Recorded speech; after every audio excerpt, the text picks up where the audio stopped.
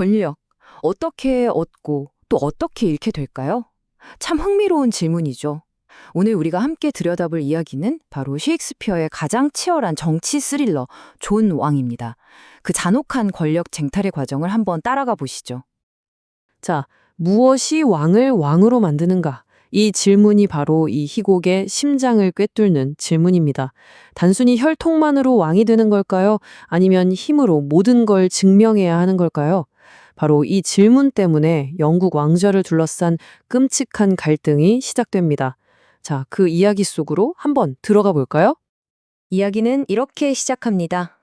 존 왕이 잉글랜드의 왕좌에 앉아 있어요. 하지만 그 자리가 좀 불안합니다. 그의 왕관은 위태롭기 짝이 없죠.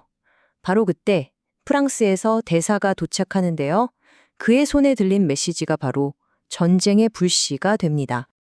갈등의 구조는 아주 명확해요. 한쪽에는 현재 왕좌를 차지하고 있는 존왕이 있습니다. 강력한 소요우를 내세우죠. 그리고 다른 한쪽에는 그의 어린 조카 아서 왕좌가 있어요. 사실 혈통으로만 따지면 아서가 훨씬 더 정당한 계승자입니다. 진정한 왕족이죠. 게다가 아서의 뒤에는 막강한 프랑스 왕이 떡 버티고 있으니 상황이 정말 복잡하게 돌아가죠. 이게 정말 재밌는 지점인데요. 심지어 존 왕의 어머니인 엘리너 왕비조차 알아요. 자기 아들의 왕위 계승권이 사실은 좀 약하다는 걸요. 둘만 있을 땐 솔직히 인정하죠. 우린 저당한 권리보다는 힘으로 버티는 거야. 바로 이게 이들의 가장 위험한 비밀인 셈입니다. 자, 이렇게 나라 전체가 들썩이는 와중에 전혀 다른 곳에서 벌어지는 한 가족의 재산 다툼이 무대로 올라옵니다. 그런데 이 사소해 보이는 분쟁 속에서 이 연극 전체를 통틀어 가장 매력적이고 또 가장 냉소적인 인물이 등장하게 되죠. 필립 포컨브리지라는 인물인데요. 그가 엄청난 비밀을 알게 됩니다.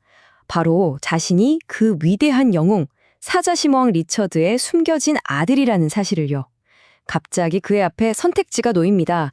안정적인 가문의 땅을 상속받고 그냥 살 것이냐, 아니면 당장 가진 건 없어도 왕의 핏줄이라는 명예를 택할 것이냐.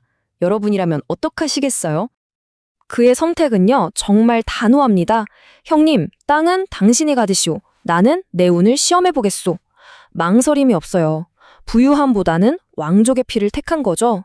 이렇게 해서 그는 사생아 리처드경이라는 기사 자기를 받게 되고, 그때부터 우리 관객들을 대신해서 이 위선 가득한 궁정의 속내를 낱낱이 파헤쳐주는 아주 통쾌한 안내자 역할을 하게 됩니다.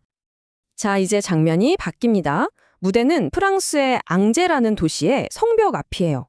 영국군과 프랑스군이 서로 으르렁대며 팽팽하게 맞서고 있죠. 그런데 정말 골치 아픈 건 성 안의 시민들입니다. 도대체 누구에게 성문을 열어줘야 하는 걸까요? 누가 진짜 왕이죠? 정말 난감한 상황에 빠진 겁니다. 결국 한바탕 피비린내 나는 전투가 벌어집니다. 하지만 승부가 안 나요.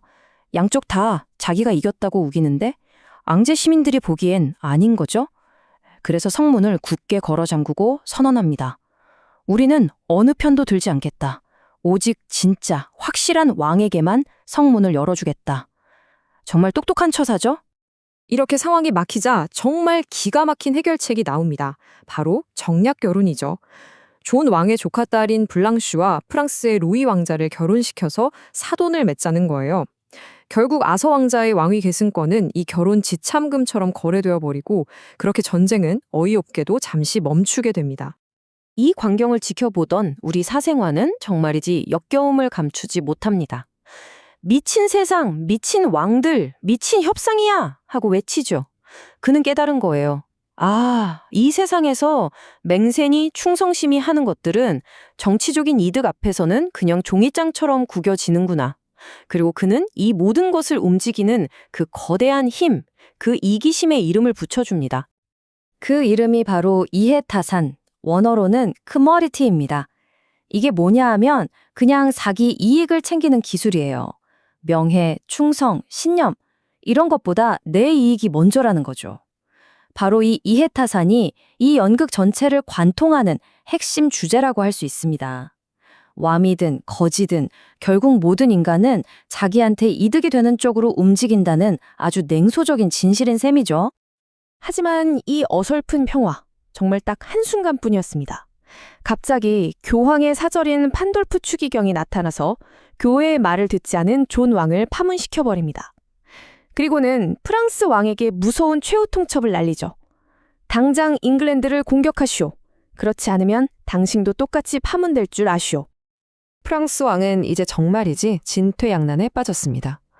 방금 존 왕과 맺은 평화의 맹세를 지킬 것인가? 아니면 교회에 대한 오랜 서약을 지킬 것인가? 결국 그는 새로운 사돈보다는 자신의 영혼을 구원해줄 종교를 택합니다. 그렇게 평화는 산산조각이 나고 전쟁이 다시 불붙게 되죠. 다시 시작된 전투의 승자는 존 왕이었습니다. 그리고 그는 마침내 눈엣 가시였던 조카 아서 왕자를 사로잡는 데 성공하죠. 바로 이 순간부터 이 연극은 돌이킬 수 없는 어둡고 비극적인 길로 들어서게 됩니다. 자, 이 장면이 정말 소름 돋는 부분인데요. 존 왕이 어떻게 휴버트라는 신하를 구슬려서 끔찍한 일을 저지르게 만드는지 보세요. 처음엔 나의 좋은 친구라며 온갖 아첨을 다하죠. 그러다 슬쩍 아서를 가리키며 내 길을 가로막는 뱀이라고 말합니다. 그러고는 묻죠. 내 말 알아듣겠나? 직접적으로 죽여라 라고는 절대 말하지 않아요. 하지만 그가 원하는 건 죽음, 이 한 단어로 너무나도 명확하게 전달됩니다. 정말 무서운 화술이죠. 휴버트는 처음엔 왕의 명령을 따르려고 합니다. 하지만 막상 순진무구한 어린 아서 왕자를 마주하니 차마 손을 댈 수가 없는 겁니다.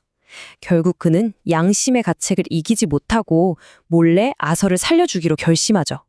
그리고 왕에게는 아이가 죽었다고 거짓 보고를 하기로 마음먹습니다. 하지만 비극은 여기서 끝나지 않습니다.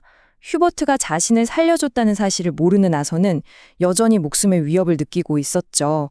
그래서 어떻게든 탈출하려고 성벽에서 뛰어내리다가 그만 떨어져 죽고 맙니다.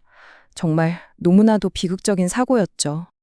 존왕 입장에서는 눈엣 가시가 사라졌으니 문제가 해결됐다고 생각했을지도 몰라요. 하지만 천만에요. 아서의 죽음이 사고였던 아니든 바로 그 죽음이 도화선이 되어 왕국 전체가 걷잡을 수 없는 혼동 속으로 빠져드는 그야말로 재앙의 서막이었습니다. 그때부터 정말 모든 것이 한꺼번에 무너져 내리기 시작합니다. 존 왕이 아서를 죽였다고 믿게 된 귀족들은 줄줄이 반란을 일으키고요. 이 반란군들은 심지어 프랑스 군대를 잉글랜드로 끌어들이기까지 합니다. 백성들은 흉흉한 소문과 예언에 떨고 존 왕 개인적으로는 어머니 엘리나 왕비마저 세상을 떠나죠.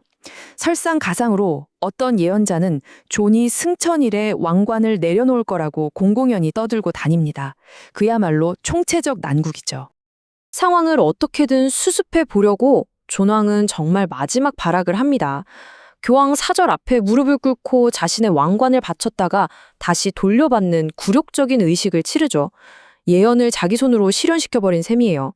하지만 이미 너무 늦었습니다. 한번 굴러가기 시작한 혼돈의 바퀴는 멈출 수가 없었죠. 결국 연극은 존 왕의 비참한 죽음과 여전히 혼란에 빠져있는 잉글랜드의 모습을 보여주며 막을 내립니다. 그리고 우리에게 이 묵직한 질문을 던지죠. 지도자가 원칙보다 권력을 우선할 때 그 끔찍한 대가는 과연 누가 치르게 되는 걸까요? 통제되지 않는 야망이 얼마나 큰 비극을 낳았는지 시대를 넘어 우리에게 경고하고 있는 겁니다.